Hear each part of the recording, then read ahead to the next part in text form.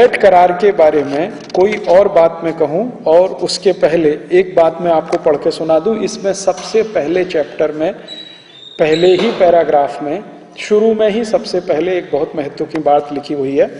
No single element of this draft final act can be considered as agreed till the total package is agreed. No single element of this draft final act can be considered as agreed till the total package is agreed। अर्थात ये पूरे के पूरे समझौते में जब तक सारी शर्तों को आप एक साथ नहीं माने तब तक कोई भी एक शर्त नहीं मानी जाएगी। अर्थात ये जो लगभग 2000 से ज्यादा शर्तें इसमें हैं, ये पूरी की पूरी एक साथ आपको माननी है, तभी गेट करार आपने स्वीकार किया है ऐसा माना जाएगा, अन्यथा नहीं माना जाएगा। अब इसकी शर्तें क्या हैं?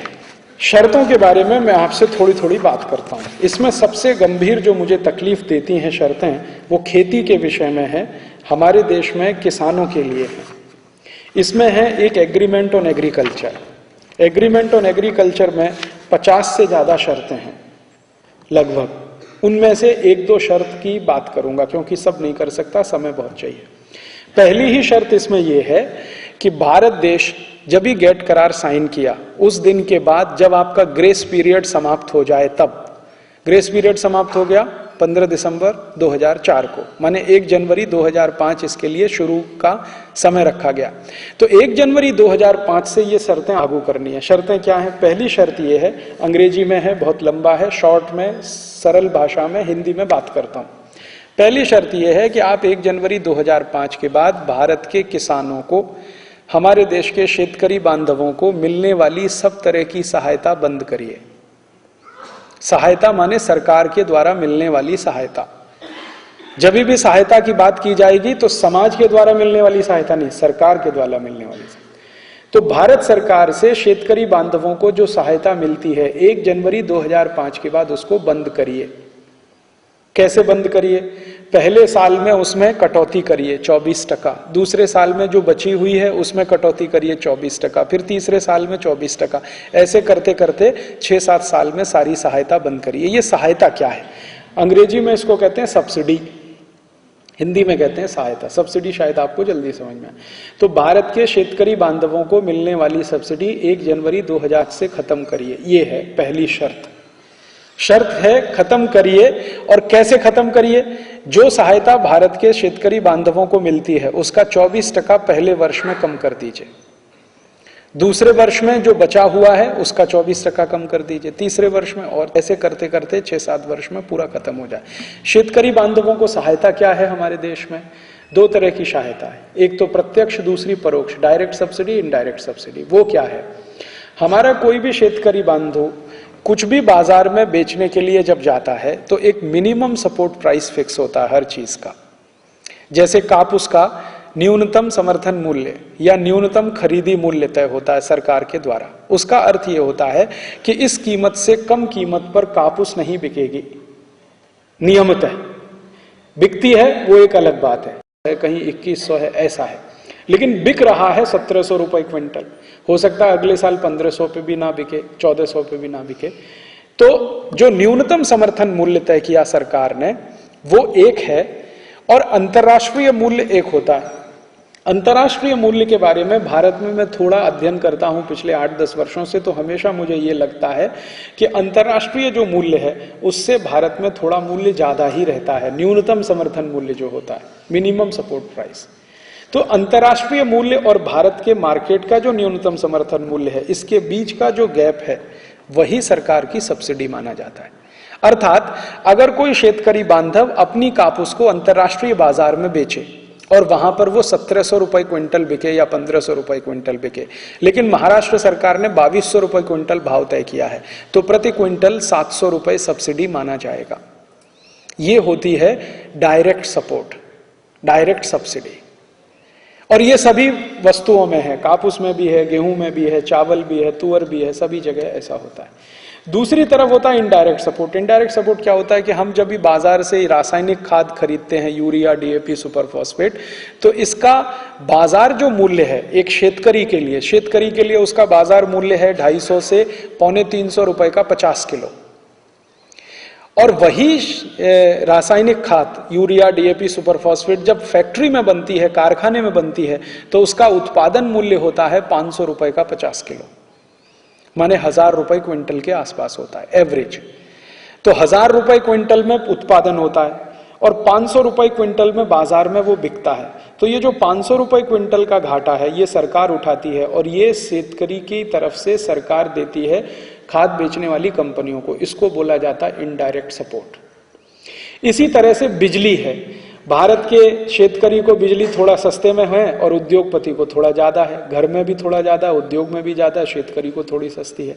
इसी तरह से बीज के क्षेत्र में होता है, बियारण में होता है, सब जगह। तो एक होता है इनडायरेक्ट सपोर्ट, एक है डायरेक्ट सपोर्ट। अब गेट करार की शर्त यह है कि 1 जनवरी 2005 के बाद आप ये सब खत्म करिए, डायरेक्ट सपोर्ट भी खत्म करिए, इनडायरेक्ट सपोर्ट भी खत्म करिए, डायरेक्ट सब्सिडी खत्म करिए, इनडायरेक्ट सब्सिडी खत्म करिए। और भारत सरकार को WTO की काउंसिल ने एक कैलकुलेशन करके अभी भेज दिया है कि 1 साल के अंदर आपको कहां कहां सब्सिडी कितनी कम करनी है।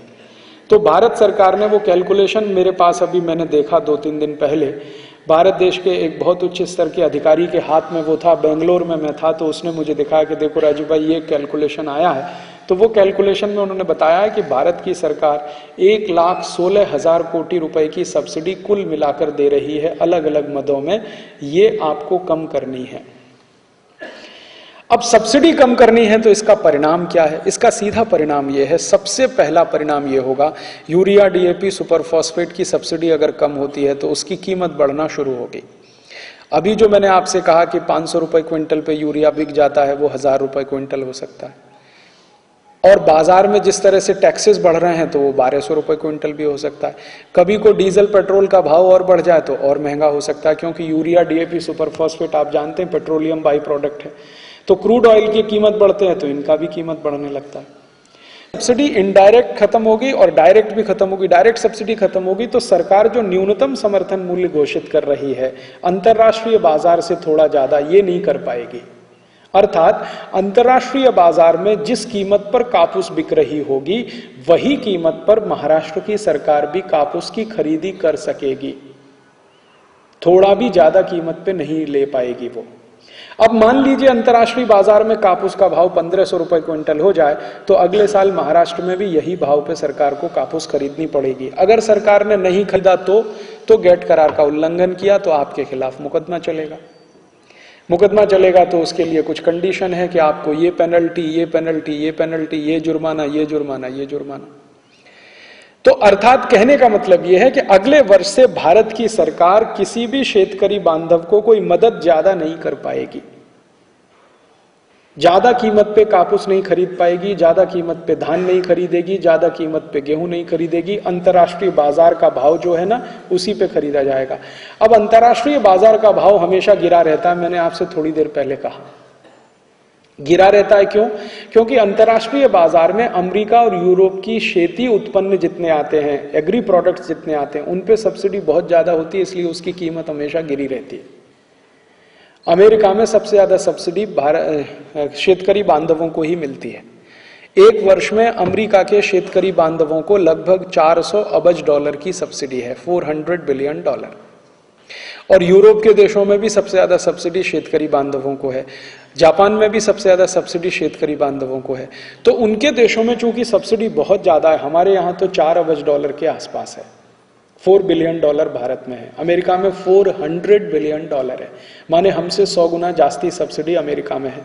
तो अमेरिका के शेतकरी बांधवों को चूंकि सब्सिडी बहुत ज्यादा है, तो अमेरिका के जो एग्री प्रोडक्ट्स हैं, जो खेती से उत्पन्न वस्तुएं हैं, वो अंतर्राष्ट्रीय बाजार में बहुत सस्ती हैं।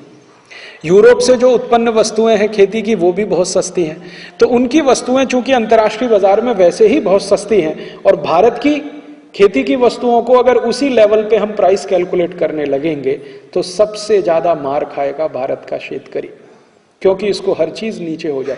अभी तो देखिए, अभी प्रकाश बाबू ने कहा, आप भी देख रहे हैं 1700 रुपए क्विंटल पे कापूस बिक रहा है।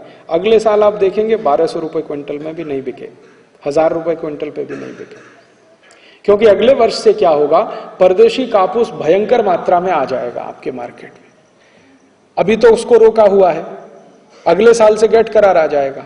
गेट करार 2 ही चीजों को हटाता है, क्वांटिटेटिव रिस्ट्रिक्शन हटाता है और टैरिफ बैरियर कम करता है।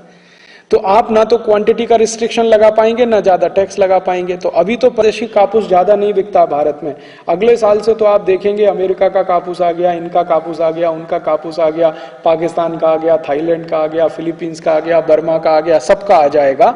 तब कापूस का भाव और गिरेगा, क्योंकि तब कापूस का भाव जो तय होगा वो मार्केट के डिमांड एंड सप्लाई थ्योरी से तय होगा। अभी तय होता है मिनिमम सपोर्ट प्राइस मैकेनिज्म से।